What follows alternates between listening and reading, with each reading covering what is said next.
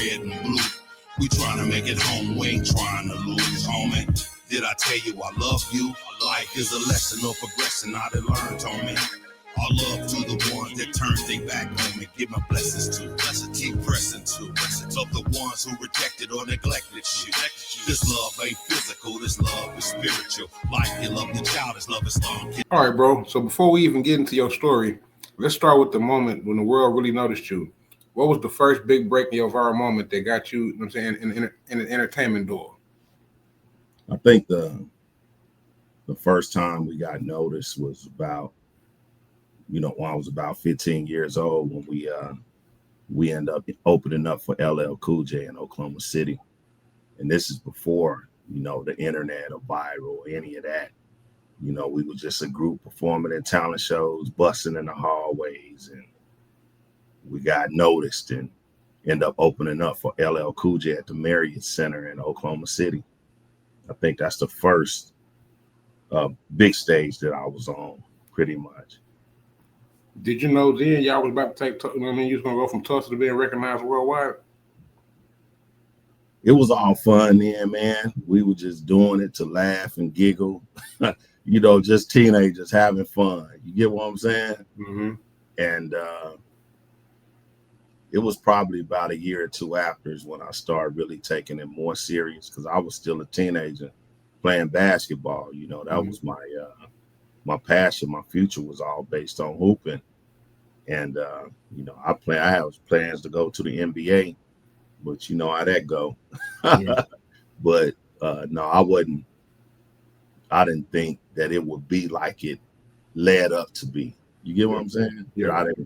I didn't have that vision at the time, because, the music, hip hop was brand new and fresh. We didn't even know if it was going to be around as long as it has been. So at that time, like I said, we were just having fun, man. And, taking advantage of the opportunity, having fun. We got noticed. Terry Harvey, who's still in Tulsa, he was a promoter. And, he picked us up and put us on that show along with a couple of other big shows. But no, I didn't have that vision. I couldn't see it how it is now. I couldn't see it then. I was too young to even grasp it at the time. Now, for the people who may not know you, which I'm sure the world already do, but who is Dangerous Rob? Would you introduce yourself to the people, let them know a little bit about you and where you're from? Yeah, man. Dangerous Rob is a veteran MC. Been in the music industry and the business professionally for over 3 decades. From North Tulsa, Cheyenne Park, Comanche, early Turley. I done stumped through Windsong, Fairmont, all of that. Come from the bottom. Had 2 pair of pants in school. Just a regular guy, man. And I just been fortunate enough and blessed to be able to utilize my gift to, to captivate people. And, that's why me and you are here today. And I appreciate, the opportunity, you giving me this opportunity to come on and, share my story and the history of hip hop music in Tulsa. First, I want to say thank you. You know what I'm saying? Because like I said, I'm gonna say it here. You know what I'm saying? You are, if not the, the founding father of the hip hop scene in Tulsa. You know what I mean? So I appreciate you for giving me your time on this platform. Yes, sir. I appreciate that, man. Any compliment, man. As old as I am and still doing it, man, I'm just, I just feel blessed for these opportunities to be able to come on, and then at the same time we can, collaborate, because I know your channel is up and coming and I can utilize, my platform, and we can build together. You know what I'm saying? I appreciate that. Yes, sir. Tell us a little bit about what it was like growing up in Tulsa, in your younger days, and what pushed you towards music. Well, growing up in the town, I played basketball. That was my passion from the beginning. And I ended up going to, of course, both of my parents. I was raised by my grandparents until I was 15. I got kicked out the house, and we'll go into that. Both of my parents did the best that they can raising me. Both of them ended up going to prison. you can imagine the pain that, you know, a young teenage man, boy, or whatever will be going through when, you know, you see the police handcuff your mama and she gone. You get what I'm saying? And you don't see her for a couple of years, you know, and, you know, you see the police handcuff your pops, shoot your pops' house up and do all of that crazy stuff. So I started having resentment. And, you know, it took my upbringing from my grandparents to be able to instill the spiritual side in me. You know, I am really spiritual and close, you know, to the Most High. But kicked out at 15. My homies, I call them my brothers now because their mom brought me in and raised me up until then, basically. I'm not sure if anybody has mentioned, you know, Chuck Period. Charles Williams, he, you know, he was pretty much the founder of the Dogg Mob. The Dogg Mob was his vision, but him and my brother Scratch, they brought me in. And from there, you know, I was playing ball at Rogers and I end up, you know, joining the Dogg Mob. And it's, it's been kind of like history, you know, ever since that, you know, being a part of that movement, you know, of course, I think the mob, you know, before, you know, CC and crew, they had other crews, that, you know, that rapped at the Booker T dances, older guys that were older than us. But I think the Dogg Mob was probably the first hip hop group to put the music out on, you know, on records, tapes in the town. I'm not sure if anybody else came before that, but that was pretty much my own upbringing, man. I played with the Bulldogs, you know, played with some of the best athletes in the city. Back then, the Bulldogs was just two teams. You had the 5th grade team, and then you had the 6th grade team. 5th grade was 4th, 3rd, 2nd. If you made that team in 6th grade, if you was good enough to make the 6th grade team, you were there, but it was 6th graders. You know, of course, now, you know, the Bulldogs is a conglomerate. You got a conglomerate of teams. But, you know, I was raised playing athletics and Dublin. You know, I went to John Burroughs, Dublin and dabbling into the music, you know, a little bit back then. But it was just all fun. But that's, you know, pretty much the gist of my upbringing. You know, I came from nothing, zero, bottom, you know, syrup sandwiches. Yeah. Get what I'm saying? But now, you know, I was never handed nothing. You know, everything that I worked for, I went out and got it. You know, and that's why, you know, the music is kind of speaking toward my work ethic and what I've done. You know what I'm saying? Now, I kind of want to jump back. You know, I was listening to you say, you know what I mean, having both your parents being incarcerated. How did that affect your upbringing? Man, I was bad, resentful. You know, I caught my first case at 12 years old, man. You know, it was on probation, juvenile probation from 12 to 18. Yeah. When I was 12 years old, I caught the case. And from then I was on probation. You know, I guess you would say, what is it? Department of Juvenile Affairs alumnus, because you know, I did some weekends and some days over there, a few weekends over there in Raider. I'm not sure if they even have Raider, but I went through that. I experienced that. Not, you know, when I think about the time of my upbringing and you know, because of the music, my music and sports was able to get the justice system to realize that I'm just not this troubled kid. You get what I'm saying? Yeah. And it was used as a platform to move me away from the everyday kid logic of getting in trouble. Because, you know, I had a couple of stints as an adult of getting in trouble, but I learned the system, man, from being on probation from the age of 12 to the age of 18. And that's the gospel. That's real talk. But I was resentful toward the justice system because of that. And I rhyme about it. You know, how you gonna trust somebody that you done seen put your mom in handcuffs. You get what I'm saying? Yeah, So no, really talk, yeah. I went through that and I lived through it, you know, just through the grace of God. And that's just made me the, you know, the person and the artist that I am today.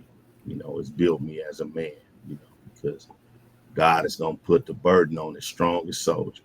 Mm-hmm. And it's up to you to mash through that. And that's what, you know, I've done. So yeah, that's a good question though.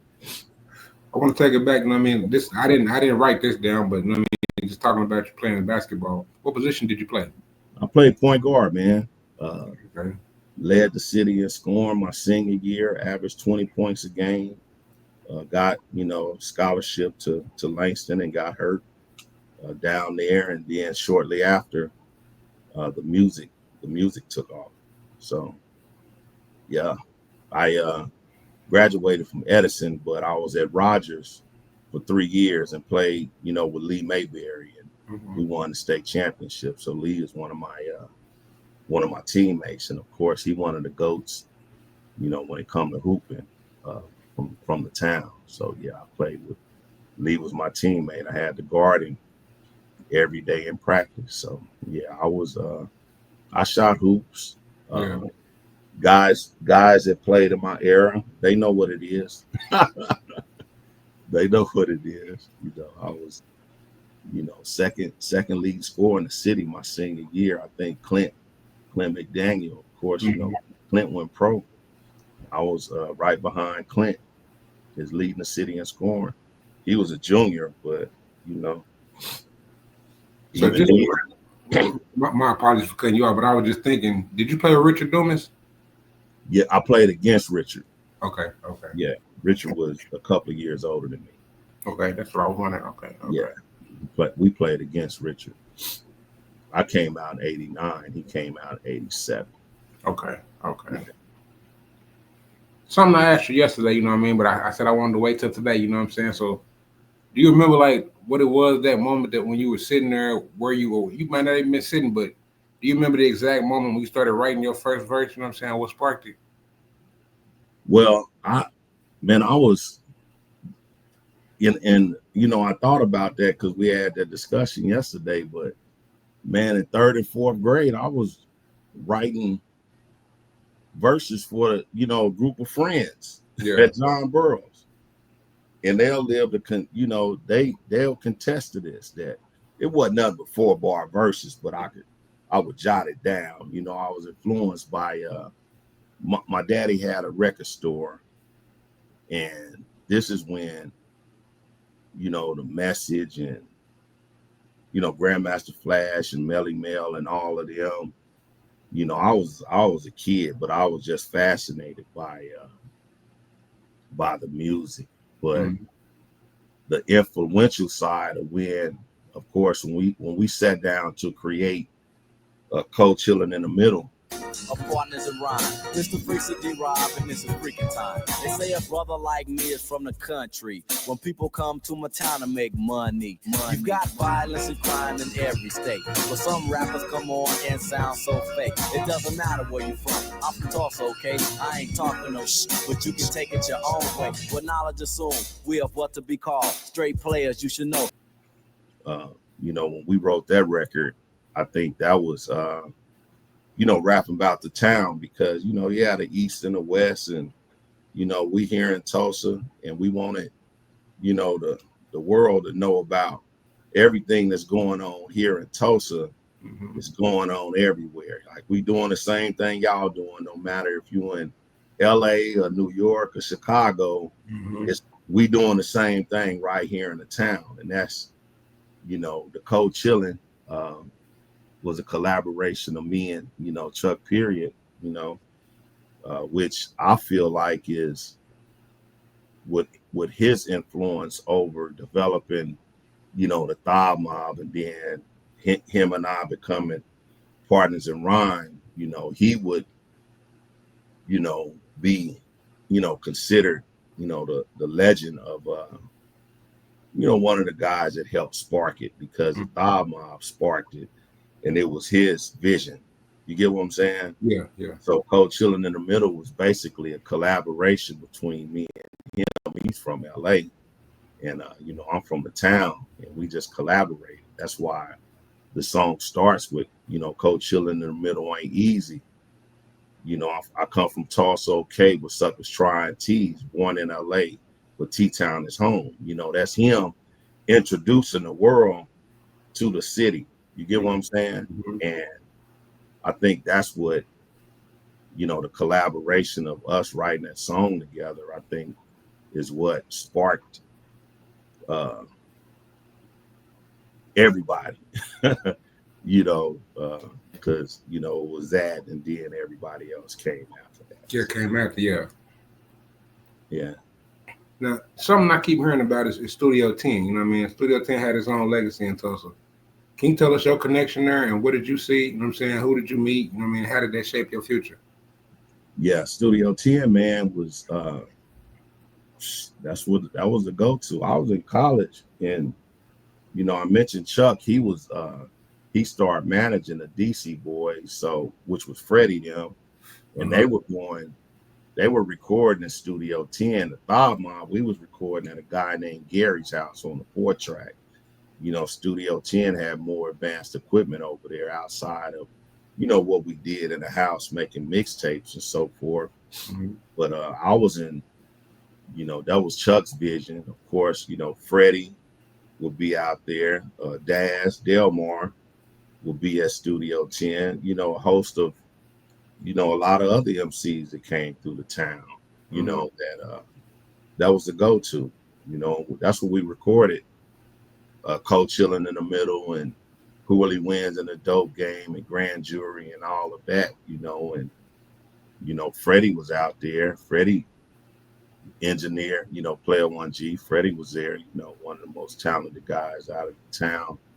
He was there, engineering, making beats. We was all, on a quest to bubble, and we all get it, out of Studio 10. I know some of, Andre, mentioned Studio 10. He was probably out there working, based on his story that he provided. But that's where, we were going. But before then, before Studio 10, we were going to Leo. Mm-hmm. You know what I'm saying? Leo was our guy. Yeah. And that was, Studio 10 came along, I believe, after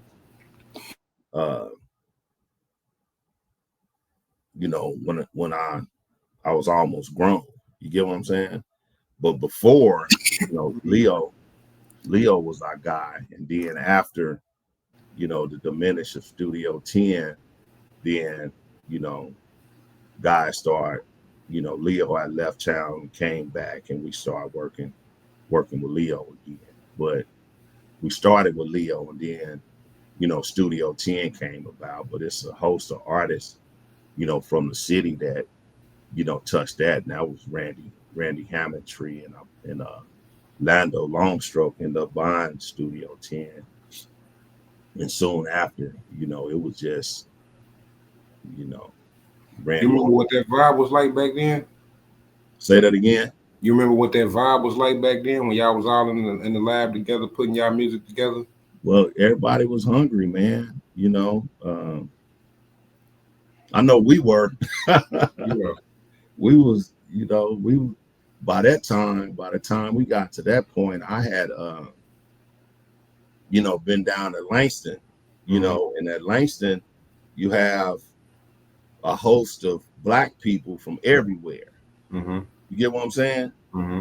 And that helped scope my projection on my pen and how, I'm gonna move going forward. So back in the Dogg Mob, I was just freestyle, and my guy Jeff Ball, he helped me format the raps into 16s, 16 bar verses. This was way back then. But as time progressed, through the phases from working with Leo and then going to Langston, because at Langston you're dealing with people from all over the world, Black people, because it's a HBCU, and my majority of my friends were from Chicago, LA, So all we would do in Oklahoma City was we would just, when we wasn't in class or practice, we was rapping, freestyling, because it was so pure then. You get what I'm saying? Mm-hmm. And that helped, scope my my vision on how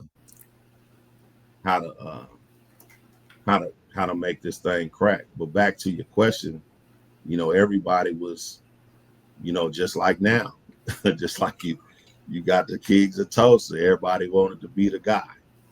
Yeah, and that's just how it was. We caught a break. We got a deal from Coach Chillin in the middle, and we were off to LA after that. Shortly after that, we started recording up in Hollywood from after Studio 10. See, I know you paid respect to those who were a little older than you that were doing their thing. But at 15, you recorded Tulsa's first rap record with Dogg Mob. How did a teenager pull that off? Well, like I said, the Dogg Mob was Chuck's vision. So what he would do was, Chuck was a grown man. He was like 22, 23 years old at the time. Mm-hmm. So he was, writing the hooks in everybody's verses but mine. I wrote my own verses. You get what I'm saying? Yeah. And I was the youngest in the group. And, don't get me wrong, Jeff and Scratch, they were hard MCs. They were older than me. Both of them could go. You know what I'm saying? And they were, those are my brothers. And we were a group together. And I was able to become better. And the MC, that I end up being, that I am, is, through that. So as a 15-year-old, recording a record, just rapping, it wasn't like the feeling of you got a record out, but it wasn't like you were famous or you had money or nothing like that. It was just, Chuck and Randy went off and we recorded the record with Cottrell. They went to Dallas to get the record pressed up, and now we got a record. But before then, the Dogg Mob, we had those cassettes, Mm-hmm. and that's what put us on in the community with Raquel, Drop the Bass, Raquel, because remember Roxanne, so everybody was making songs about a chick. You get what I'm saying? Mm-hmm. So we had Raquel, Drop the Bass, and Coming Up on a little cassette that we were giving away. And that's how, the Dogg Mob, and then, Gangs, the Rip Boys was around at that time. And I don't know if Cruz would have survived, man, if the Rip Boys wouldn't have, caught they Joe. Because I think majority of them caught a Joe, so they wasn't around. Because, when they was around, they was reaping havoc on the artists. You get what I'm saying? I didn't know that. Well, of course, I wouldn't know that. The Rip Boys was reaping havoc on the artists, and we just so had, at Rogers, because we all went to Rogers, which we had a clique of friends that was gonna ride with us. Mm-hmm. So, after a few stints with them, it died out. But I just don't know how it would have been if they were around, because they were gonna wreak havoc on the rappers. You get what I'm saying? Yeah. Why was they after the rappers though? They was a gang, man. Yeah. They was a gang. You feel me? Did you realize at that time, when you was putting that music together, that you was making history for Tulsa? I didn't, because it was just, all in fun. I knew during this stint when I was a battle rapper in high school that none of them, and they all end up being MCs along the way, but none of them was there with me. I mean, none of I would give them all a business, is what I'm saying. You get what I'm saying? Mm-hmm. So and they all end up being talented, and I can't take anything away from them. But I think me getting the mixtapes at 13, 14 years old and mastering my craft at an early age, and sitting in the limos with Melly Mel and doing shows with them and LL, and I never thought that it would lead to people saying Rob a legend and this and that. You get what I'm saying? No, I ain't never think that never crossed my mind. I knew I was gonna go. Yeah. I knew that I had the capabilities of being, what I am, but I never even thought that, the music would be what it is to this day. You get what I'm saying? Mm-hmm. Like then I was like, we just doing it. You know what I'm saying? That's what we was on. We wanted to, hoop and do some raps. But no, I couldn't visualize this until I got older and start, seeing, like, even up until now, the respect that I receive from media outlets across the world, from the longevity and what I put in and what I've done up until this point. You know what I'm saying? That's why I say, I mean, like, this is another reason why I gotta give you props, because you spoke on Cold Chillin' in the Middle earlier. Cold Chillin' in the Middle sold over 100,000 copies independently. Yeah. How did y'all grind it out without the internet? You know what I mean? Because again, we're talking about the time when there wasn't no social media sites. You know what I mean? You had to actually get out there and push it. You know what I mean? So how did y'all get that? Well, we signed an independent deal with ACI Records out of LA, and that's what. So ACI, they picked us up. We was performing in Oklahoma City, opening up for Tony. Mm-hmm. Big Bro Chuck was, trying to get away from the game because he was hot. People was watching him, and we were just going for what we know with the music. And ACI, they had a club. Marvin Adams and them had a club in Oklahoma City, mm-hmm. and we performed. And that same weekend, that we performed that Friday, that Monday, they was flying us out to LA to to sign a record deal. That's how quick it happened. And they pushed that record.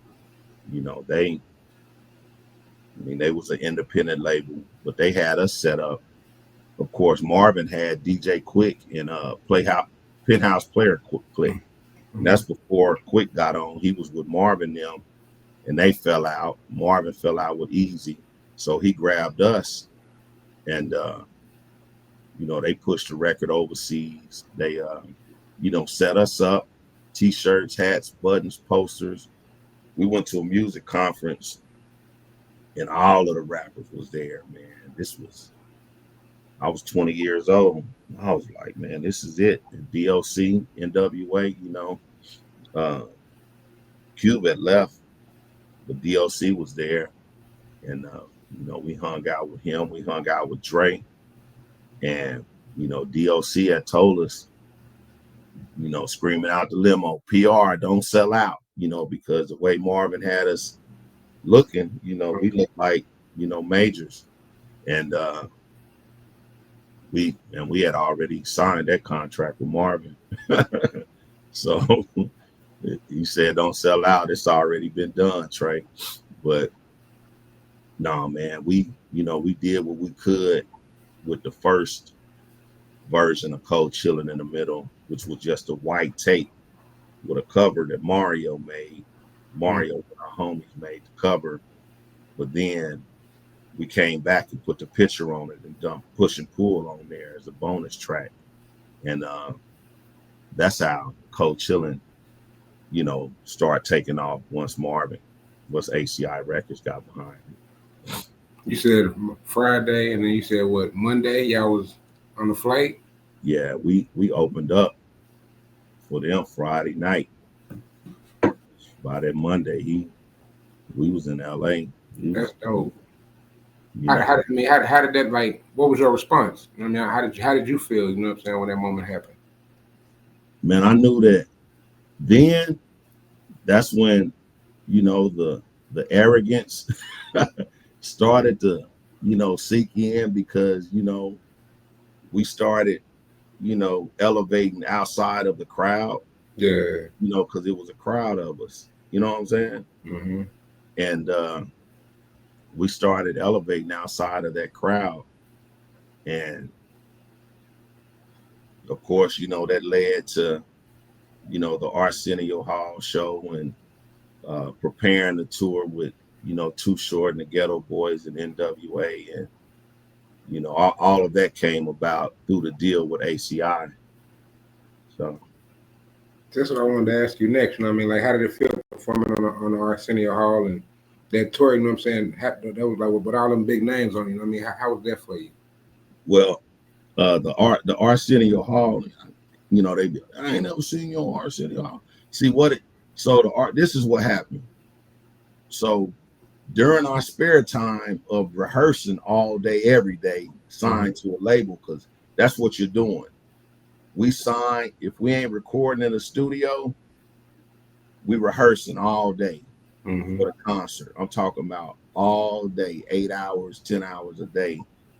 The label have you rehearsing your concert. So during the spare time, we found out that you can go down to the Arsenio Hall show, right? So you had to get there early in the morning to get your tickets. And man, those tickets go fast. Then you come back and they start the recording. So us as a crew, because we had our whole crew there, everybody that performed with us, we were all out in LA and, you know, staying in a 1-bedroom apartment. That's how the label do you. You know, you got, no, it's 2-bedroom. You got about 8 of us in a 2-bedroom in Woodland Hills. But so we made it. And I'm not sure if you're old enough to know how Arsenio was set up, but they had a Dogg Pound on their side, right? So we made sure we all had on our shirts. You get what I'm saying? Yeah. Because we want to promote the brand, the PR brand. So we all wore our shirts. So now you got the crew in the Dogg Pound, and me and Chuck, we right in the audience up front. You know what I'm saying? So they come out. This is before they start recording. They come out and they want to hype the crowd. So they pick you out the crowd. Hey, anybody want to hype the crowd? And I joined in. Hey, I do. You feel me? So, you know, that gave me an opportunity to, you know, I get the pop lock, you know, doing my thing. And the crowd is, go Rob, go Rob, go Rob. You know, I got my PR stuff on. Yeah. And that was it. You know what I'm saying? That was the recognition that we received as a group.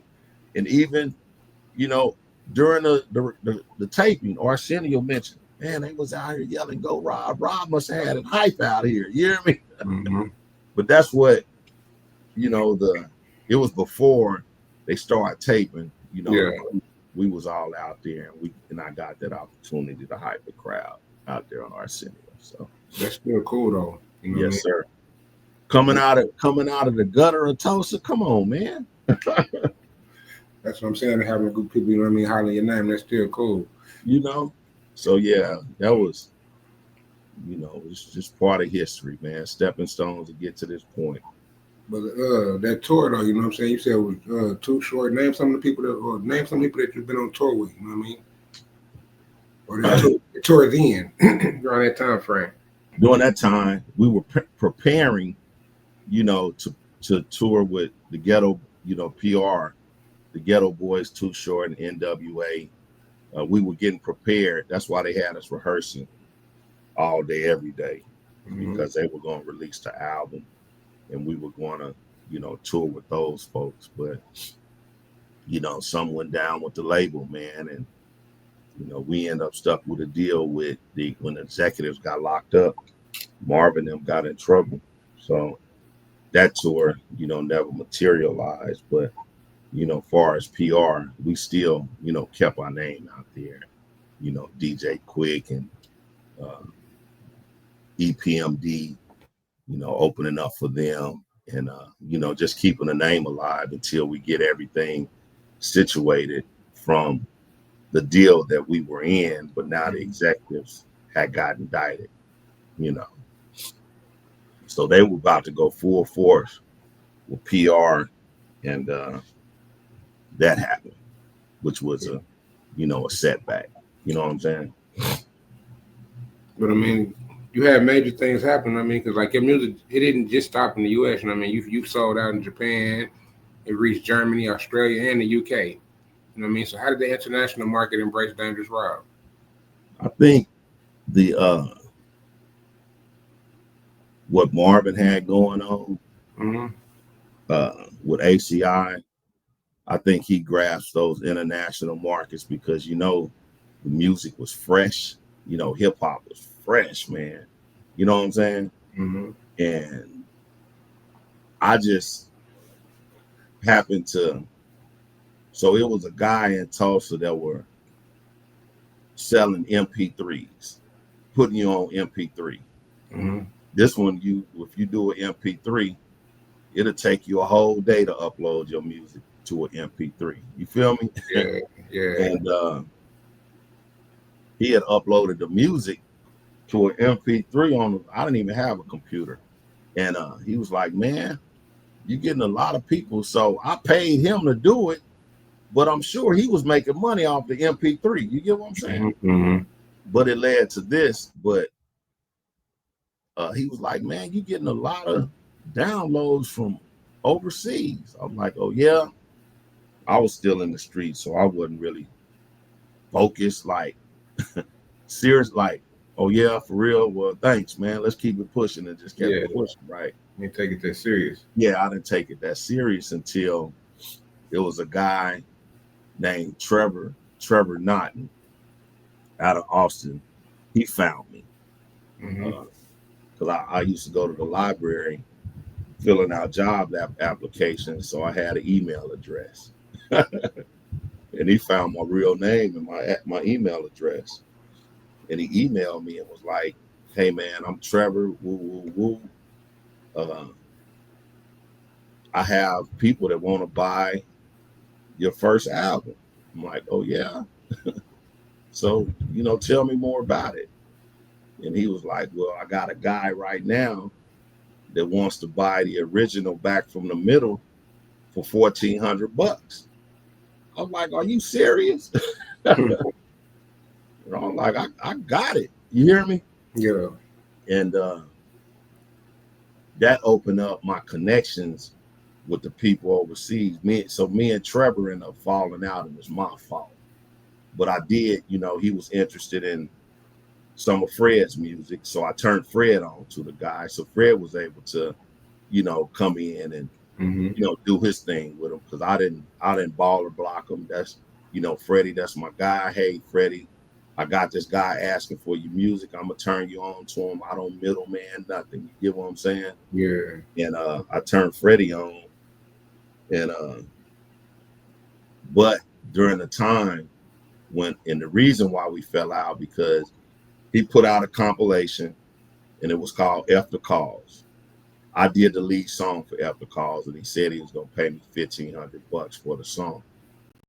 So once I completed the song, he came back. You know how we are, man. Somebody say they're gonna pay us, we go spend the money before we even get it. You know what I'm saying? And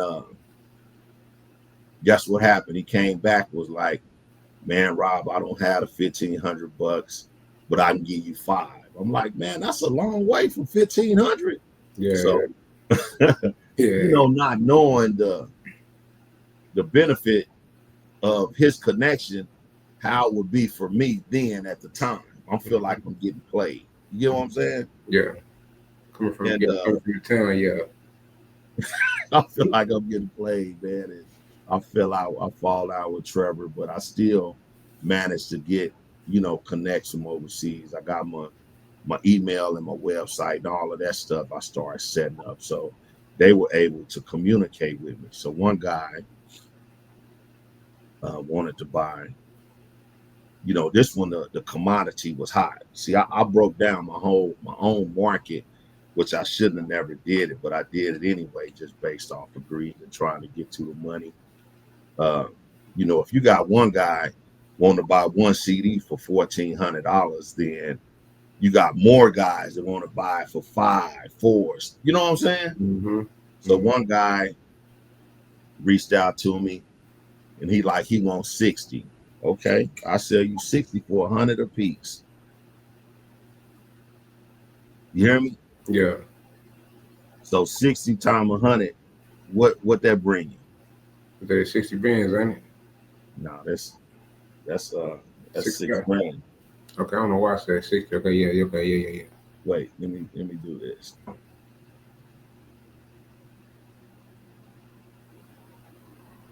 No, it's 60. It was 60, ain't it? yeah, it's 60. Okay, I was right. Yeah, 60,000. Yeah, 60. So he wouldn't go for it. I couldn't sell him all of those, but I ended up selling him about 10 CDs for $100 a pop. This for Nipsey even did that, right? Yeah. And they still bootlegging the records to this day. But that's what opening it up for me overseas was Trevor, not my guy Trevor Lane, which he helped me. You know, that's still my team member.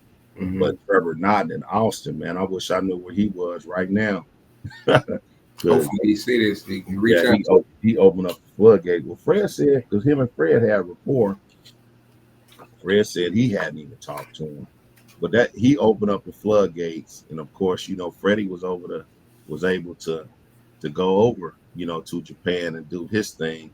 At that time, when I was dealing, you know, with the Japanese, you know, other stuff started materializing that I put ahead of, you know, my stuff.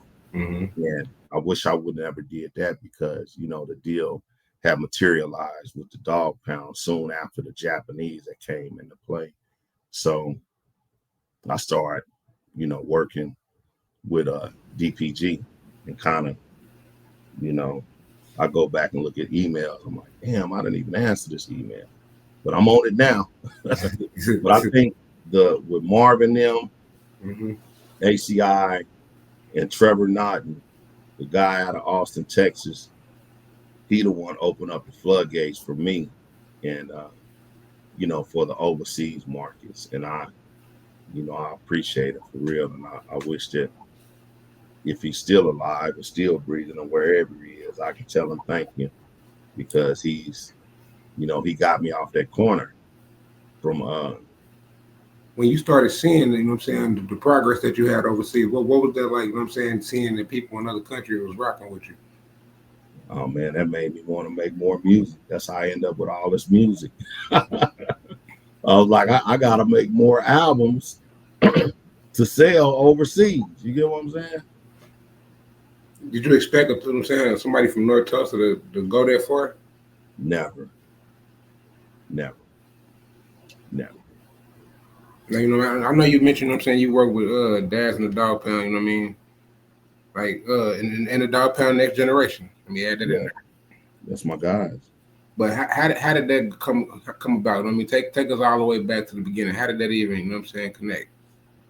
So Daz and them were having a contest over the internet to sign the next person to DPG. And I submitted my stuff. And he seen that I was still doing my thing, and he called me. From there, it's been on ever since. I submitted my album. I think it was the Dangerous on Arrival album. Now you say he see you still doing your thing, so that means y'all had prior connection, right? Yeah, we knew each other from Studio 10. Okay. Yeah. You know, Dad stayed in Tulsa, man.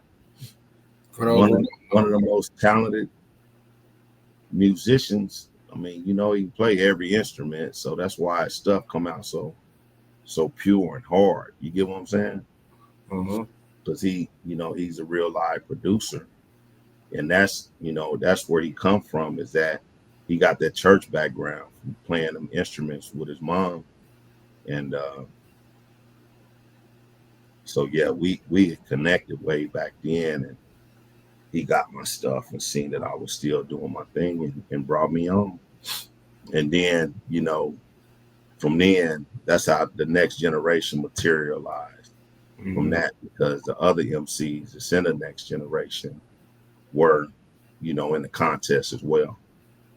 Okay. So he brought all of us together, which is six of us from different parts of the United States. And that's how DP Next Generation came about, is through that contest. And then Big A, who was over, VP of promotions for DPG Records, made me the leader of the group.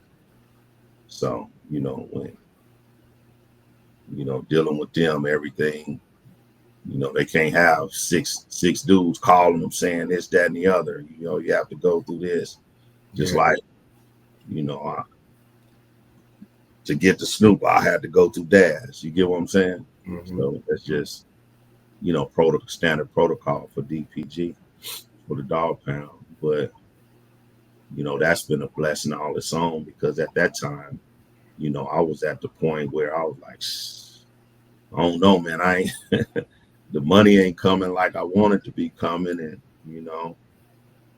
but he came and picked me up, and it's been on ever since. Blue Diamond. That's what's up. Yeah, I was looking at it. You know what I'm saying? Yeah, I got the paw. So and when with Dogg Pound being so influential, when it comes to music, and for my name to be a part of that, it's only a blessing, calling, and I'm just humble for it. I was able to tour with them and meet Ice Cube and Dub C and the Clips, and just being in the studio with them and just learning. And Daz is always on his independent hustle, so he gonna give you some square root game. You know what I'm saying? Yeah. And he gonna give it to you raw, and which is how I ended up even leaving Tulsa. It was his suggestion.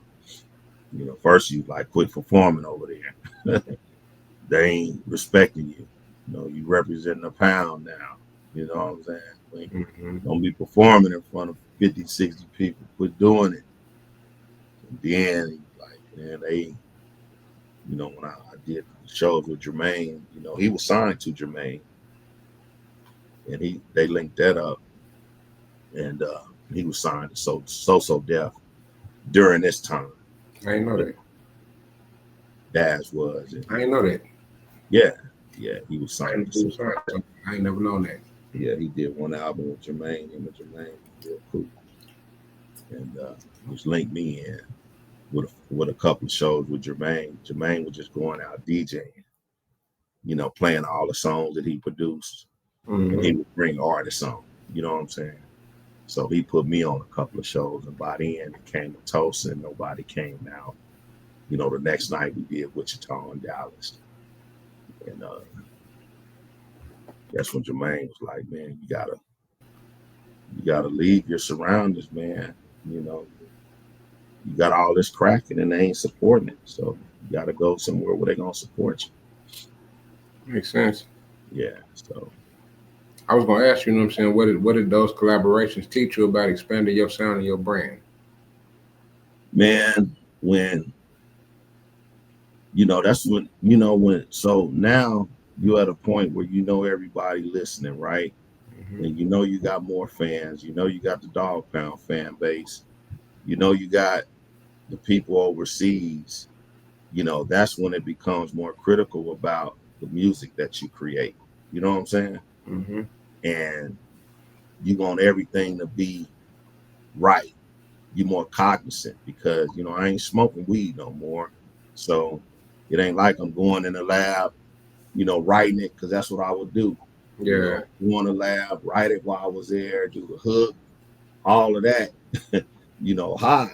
You get what I'm saying? So, but now, I ain't smoking, and it takes more time to come up with these concepts. And then, if you made so much music, as many rhymes as I wrote, you don't want this rhyme to say what you said on this rhyme. And then, I did the 2 albums with the Next Generation. So now it's all like, man, I gotta take my time and make this stuff hot. You get what I'm saying? Instead of, because I got my audience has expanded, from the time, that, from Partners in Rhyme and in the beginning.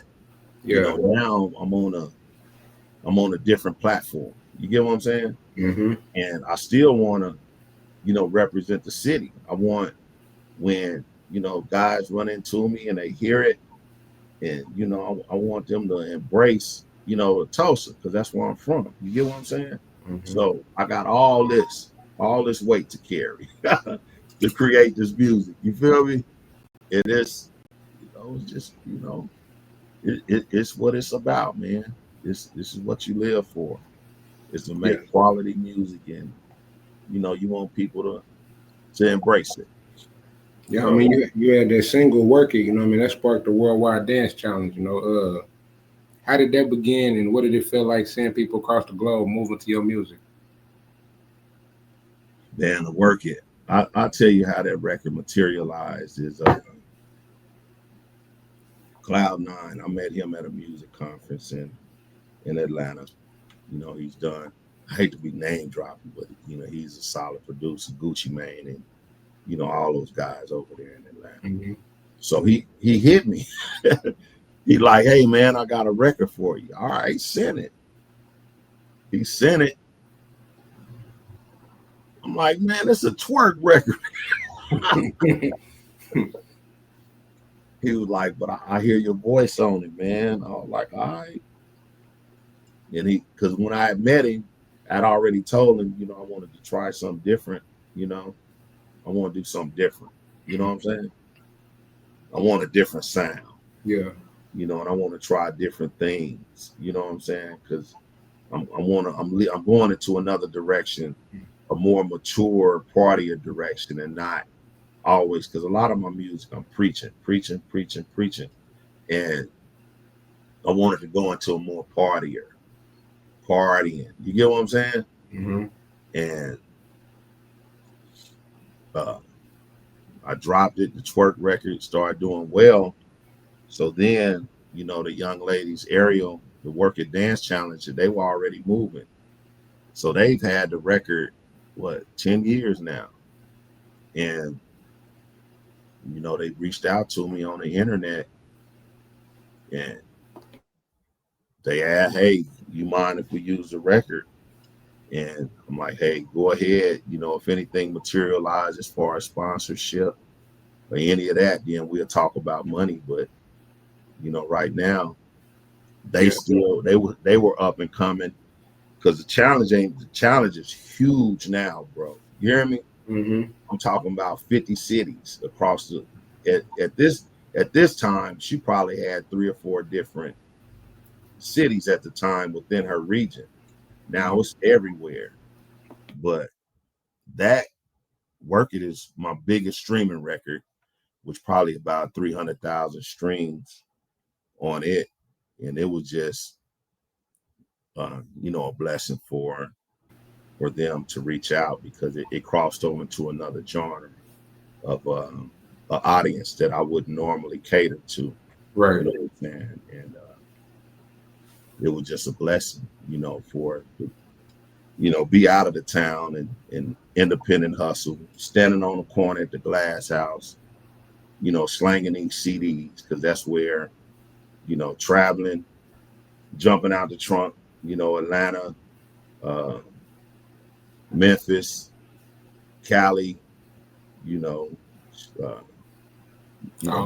Wabahacha back in the day, Wichita, we would just, hop in this Delta 88, man, and just go places. And it came from standing on that corner and then materialized to this, man. And I just look at it all as a blessing for me, because I mean, who else I mean, even the majors have a song that's associated with a, you know, a national dance challenge. So I just feel blessed and grateful for, you know, my music to be a part of that.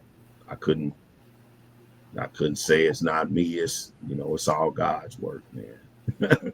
I mean, you've done a lot of things, you know what I mean? From Power 106 spins, the Source features, Icon Hip Hop Awards. Does it feel like you finally being recognized properly? I think so, man. You know, my goal has always been to, you know, to win a Grammy. And, you know, and that's why, you know, for the I Love You record, when I created that record, I wanted to, you know, embrace, instead of hardcore stuff, it's kind of, you know, get on that page of unity amongst humans. You get what I'm saying? And not just, you know, blacks and Mexicans, but whites, everybody, man. We love you, you know, no matter what. And that's what that record was about. And that's what I was pushing for, which that plaque right there is an iTunes plaque that I got for that. So I achieved halfway. It charted. You get what I'm saying? It you know, the chart independently, you know, coming from the north side of Tulsa, man. You know, just a regular MC that started in the hallway. I don't know, man. I'm just grateful for it. Do I feel like I'm being recognized? Yeah, you know, people know me. You know, people know who I am. You know, 97.9, K104. You know, they played the Diamonds record on, you know, Breakfast Club and, you know, all of those major stations. So I'm just, you know, sitting idle. I don't, you know, and I never, you know, since my battle rapping days, I never felt like that. Although, you know, I got some stuff, a story to tell, but I never felt like that I was that, you know, that lyrical MC. You know, I was just an artist that was appealing. You get what I'm saying? Yeah. Which you have, you know, artists that's appealing, and I'm one of those. And but I know I can bust, you know, freestyles or whatever, because I've been doing this stuff for so long. But that was never, you know, once I got to this point, I wasn't going out trying to, you know, be the best MC. I just wanted to be the most consistent. You get what I'm saying? And I think by having that mindset, you know, is what having that mindset and, you know, focusing on, you know, me and not worry about the outside noise. I think that's, you know, what's really helped my longevity, you know, throughout the years, you know, and just, you know, being grateful and humble for what, you know, the blessings that, you know, the Most High has instilled on me. You get what I'm saying? Yeah. So I mean, Perry Broadcasting gave me, what was the Hip Hop Icon Award? Also, you know, man, and boy, Oklahoma, boy, is a tough place, boy. You hear me? Yeah, it's a tough record. And to get that type of recognition, boy. KP and Terry, I appreciate y'all, man. But let's talk about the billboard. You know what I mean? On Apache in Cincinnati, that's the same corner that you once sold CDs on. What was that moment like for you? Man, that's start of the magazine, man. They wanted to put a billboard in the city. They got one in Atlanta and one in Virginia, the same one. Their operations is out of Virginia. But you know, asking me where I want one, man, you right there. You get what I'm saying? Yeah. Because that's where, you know, blood, sweat, and tears, man. I stood out there in 100-degree heat, you know, when it was funny to some rappers. You know, I was out there doing my thing, and that kind of contests to, you know, the passion that I have, for making this music, man. And I couldn't, I wouldn't be here if it wasn't for the, my city.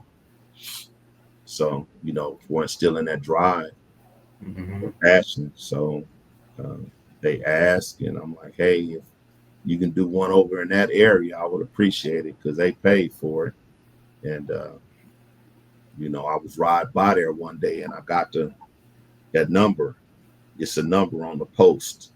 Mm-hmm. And I sent it to them. I'm like, the people that you're dealing with, are they able to put it here? And they jumped back at me and was like, yeah. And that was, one of the ways that they were showing gratitude toward, the things that I've accomplished of what I've done as an independent artist, because that's what started Magazine 101 is all about, independence. So they did an article on me. I was on the front of their magazine, and that's just the icing on the cake, pretty much, being a veteran MC. And that's us, man. That's Tulsa. That's what we do. And let's go back to your single "I Love You." You know what I'm saying? That earned you an iTunes plaque. What did that mean for you personally? Man, like I say, man, I'm just grateful for for all of the blessings, because I didn't ask for that. I just woke up with an email with them asking me about the plaque, and they sent me the link, and the song charted that day at 44 out of the top 100 songs in the world. And I wrote the song for that, to people to embrace the song, because it's a good song. It's a nice, it got a West Coast feel, but it's, the words and the lyrics are impactful. And I don't know, man. Just to be, I'm just blessed, man, and grateful to be able to, to still do this stuff, man, after, decades. So I'm just grateful, man. And I just, I know that, it's the Most High that's driving, any success that I've had. That's just how I look at it. Indeed. Yeah. Now you got a movie and an album lined up for 2026. What can the fans expect from those projects? Yep. I wanted to get away from just doing a regular video, and I wanted to do a short film to surround the album, to place those songs in a short film. And it's just some embellishment, because I've been being a director of these call centers and so forth. It's kind of balancing having a music career and running these call centers. And I'm just passionate into a short film. To instead of just doing a music video, I wanted to do something different. And with this, I feel like this may be the last. I've been saying that for years, man, and my brothers always say if I stop, I'm gonna die, because I've been doing it for so long. But I just want, when I go out, I don't want to go out whack. You feel me? Right. I don't want to go out like somebody saying, "Man, Rob whack." Although some of them still say that to this day, but I'll take it. As long as I got a core fan base. You have a core fan base, you drive that fan base. And that's what I've always done. And those that I pick up along the way are just being cool, where people will listen to me on the radio or hear me talking, and they'll say, "Man, I ain't never heard none of your music, but you cool, so I'm gonna check you out." I'll take that. You get what I'm saying? But I think, far as from the beginning, we started all in the hallway of Rogers High School, freestyling and battle rapping, and to make it, the selling music overseas and, charting, Source magazines and Hip Hop Icon Awards, and then the $1 million plaque for Spotify, and just all of those accomplishments coupled together. I think as an independent guy, I had a hell of a run for, and represented my my city with class. You get what I'm saying? Like to be able to, to be an inspiration for other artists to see that, if you stay on this horse long enough, then something's going to materialize. Long as you're doing the right thing, the universe is going to always turn in your favor. You get what I'm saying? So, just remain humble, treat everybody with respect, don't disrespect nobody, and just mash. Something's going to turn, but you have to work hard. It's not going to come easy, and it's not going to come just sitting on a computer sending out records, sharing music. It's going to take, putting this grind to the streets and in the clubs, and spending marketing dollars, and, put yourself out there for people to recognize who you are. If that's because you up against 100 million, I just got a jump start. You get what I'm saying? But you up against, it's a lot of MCs, not only in Tulsa and Oklahoma, but across the world. So you gotta think that's your competition. Don't focus on what's going on in your backyard market, because that should be a given. You got to focus on captivating people outside of where you're from, because people that don't know you, they going to support you more than somebody that will.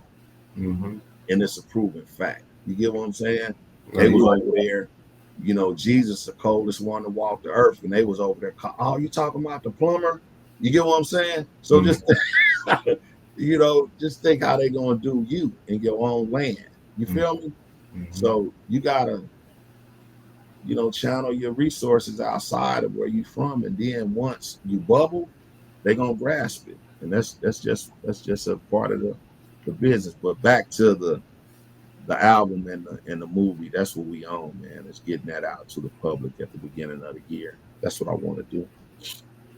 So I got 2 more questions for you before we wrap it up. Okay. And you're known as the forefather of Tulsa hip hop. What comes with that responsibility? I think, for me to have the title of that, I think International Music Magazine done an article on me, and they came up with this, and it's partially true, but I believe, Big Bro Truck, he instilled what I'm doing into me, but it's awareness and passion, and being able to show the younger, because there's several generations and teams of MCs now that's coming from the town, and just being able to show with dedication and hard work and perseverance, looks like with class. You get what I'm saying?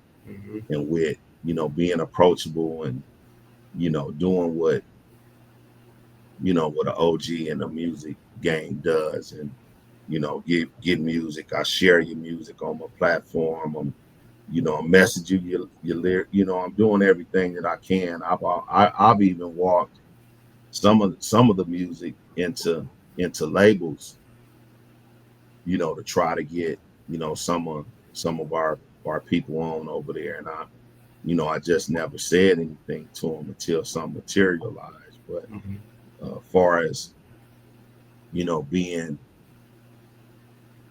the forefather, or quote unquote, you would say, just having a passion and a dedication and perseverance, and I just want all the younger MCs to be able to see what it looks like when you grind.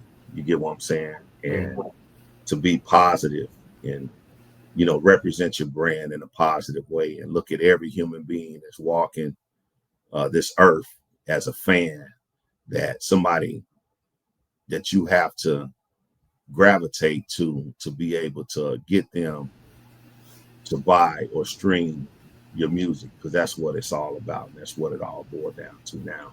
If you're just a hobby MC, you do whatever you want. Do your thing. But if you looking to have prosperity, for music and have a strong fan base by doing so, just, be the face of your own brand and, watch how you move, because people are looking, you know what I'm saying? And people see you cussing people out on Facebook or Instagram or any of that, or, making negative posts. That's part of your brand, man. People are like, man, I ain't dealing with that. Mm-hmm. If he doing, you know what I'm saying? The universe ain't going to turn in a positive direction if you're throwing out negativity. You know what I'm saying? And you want everything, you want to be a true representation of yourself. And by being that, you want to represent yourself as a positive light. And I think, with me, that's what I've done, throughout the years. It's just being, positive and approachable and able to give advice and anything that I can do to help anybody, in the music.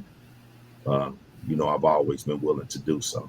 All right. My last question is, what's your message to Tulsa's youth today grinding for their own spotlight?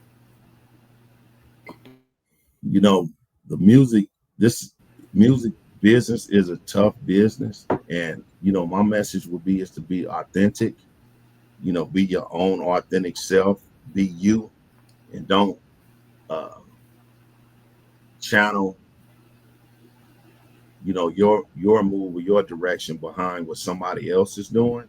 Mm-hmm. Focus on your true authentic self, and that's how you have longevity in this business. And to also to just be positive, man. It's a grind, and it's it's been many times that I've laid down and it's like, man, I'm through with this. And some will pop, but and that's just the the favor of God turning in my turning into a positive direction for me. But that's some of the advice that I would give, is to be your true authentic self, work hard, because it's not easy. You have to look, you have 100 million, it's 100 million of us out of Oklahoma. It's billions. Everybody doing this now. Mm-hmm. So you have to figure out a way for you to stand out from everybody else, whether it be if you're the Tulsa King, the King of Oklahoma, the best rapper in the world, whatever it takes for you to stand out the crowd from everybody else, and not only in Oklahoma, but this whole atmosphere of rappers. Do your thing, but while you're doing it, do it with class, and be a true representation of Black Wall Street in Tulsa, because we come from royalty. So take all that into consideration, man. If y'all need me, man, holler at me. Whatever you need me for, advice.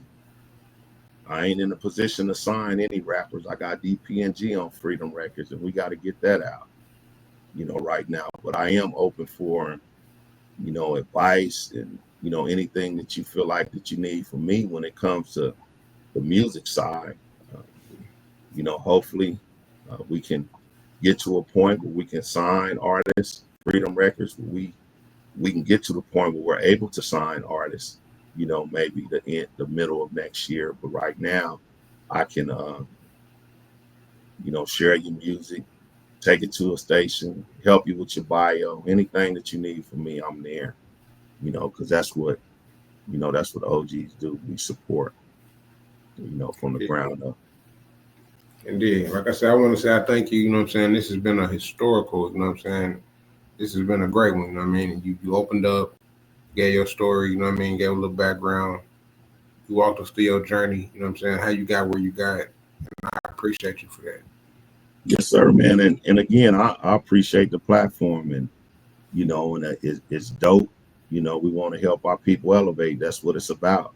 You get what I'm saying? And this is a great platform, and anybody that's, I know you, there's a couple of more guys that I think you may need to bring, Leo and, maybe Chuck Period. And, I don't know if DJ Terrifying will come on, but, he was with us with Partners in Rhyme, and he ended up, doing music for Lethal and 918. So he's under our umbrella. He comes from up under our umbrella. So he would be, a good source of history.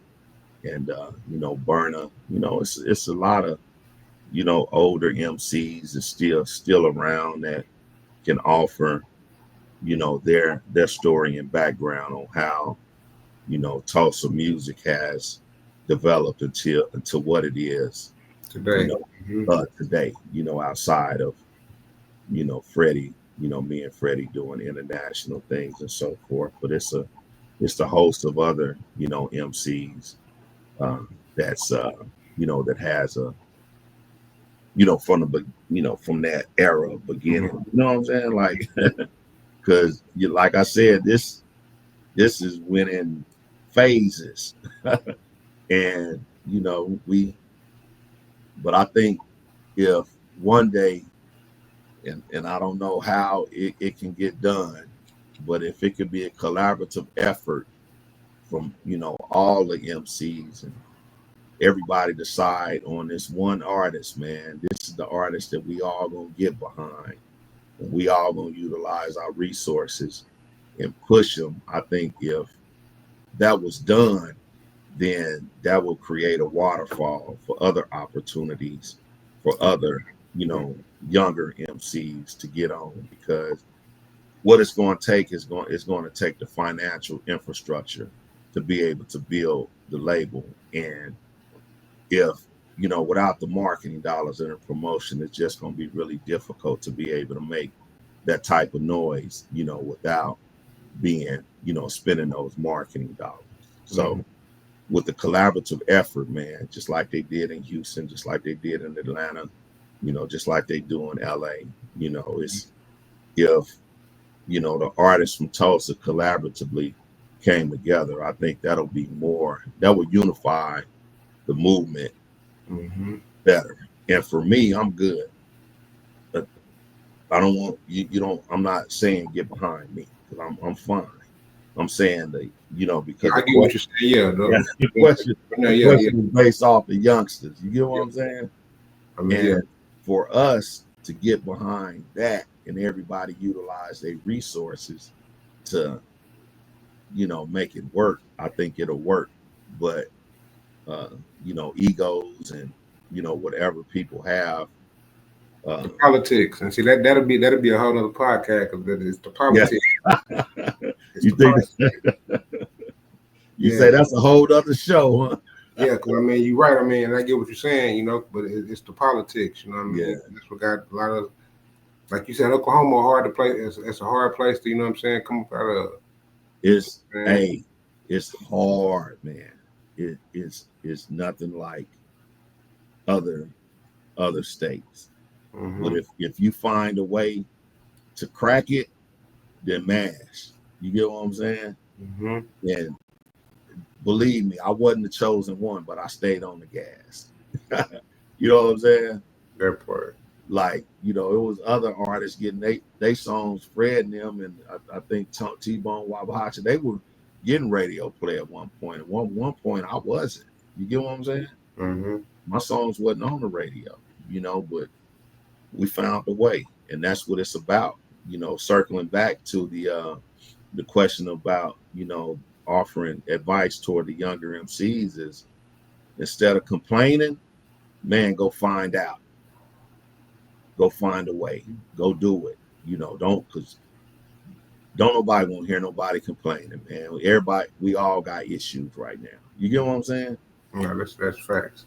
Yeah, everybody, we all got something going on. Ain't nobody walking this planet having a perfect life. But find a way. If you passionate about succeeding in this business and having any form of success, go find it out, man, and it's gonna work out for you.